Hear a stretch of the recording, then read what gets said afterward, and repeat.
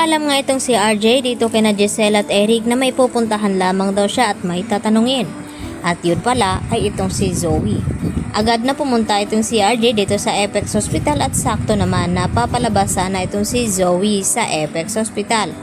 At dito nga napinigilan ni RJ at tinanong na kung wala ba daw siyang alam tungkol dito sa ginawa ni Moira sa pagkidnap dito kay Don Pepe. At mariin naman na sinasabi dito ni Zoe sa kanya na wala nga daw siyang alam at inosente siya. At dito naman na hindi sigurado itong si RJ sa mga sinasabi ni Zoe.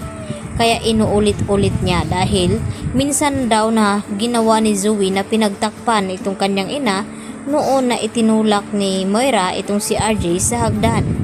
At pakiramdam ni RJ ngayon na parang nagsisinungaling nga itong si Zoe dahil napatunayan nga at sinabi ni Nerissa na baka na daw lahat ni Moira ang nangyaring kidnapping dito kay Don Pepe. Kaya agad sa huling pagkakataon ay tinanong ulit dito ni RJ ang kanyang anak na may alam ba daw siya nito. Hanggang sa nagtaas na nga ng boses itong si RJ at sakto naman na dumating itong si Annalyn at itong si Harry.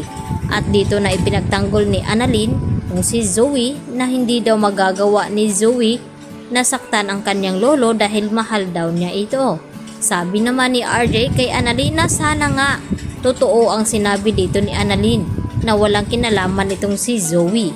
Dahil kapag napapatunayan na may kinalaman daw itong si Zoe ay sisiguraduhin nga raw ni RJ na itatakwil niya itong kanyang anak.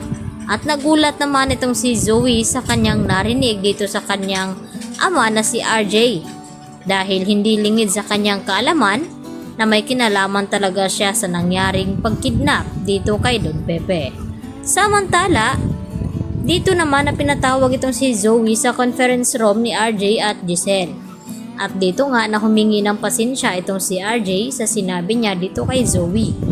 At dito naman na sinabi ni Giselle kay Zoe na kung wala daw talaga itong kinalaman ay kinakailangan niyang sumama sa presinto kinabukasan. Nang sa ganon ay makita niya itong tauhan ni Moira kung hindi ba siya dito namumukhaan. At takot na takot naman itong si Zoe dahil alam niya na nakaharap na nga niya minsan itong si Dax. At dito niya na dali-daling tinawagan itong si Moira. At dito niya na ibinalita na kinakailangan daw na isama itong si Zoe sa presinto. At tatakot itong si Moira na baka ikanta at ituro siya dito ni Dax na may kinalaman nga itong si Zoe sa nangyari dito sa kanyang lolo.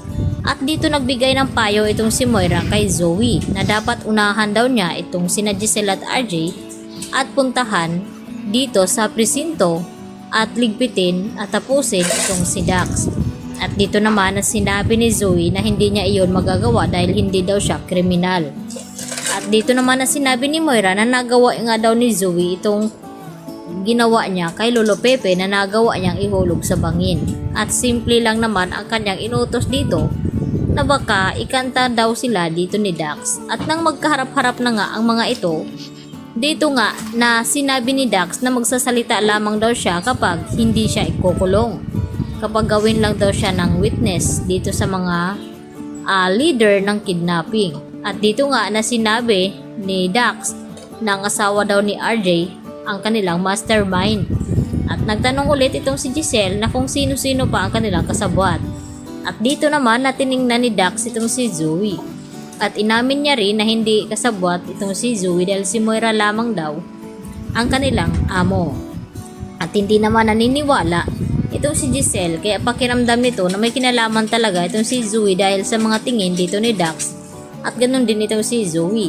Kaya agad na lumapit itong si Giselle kay Zoe at sinambunutan. Subalit, bawat galaw at kilos pala ni Zoe ay sinusundan nito ni RJ kaya alam niya na baka tutulungan niya itong kanyang ina na makatakas. Yan lang po at marami pong salamat.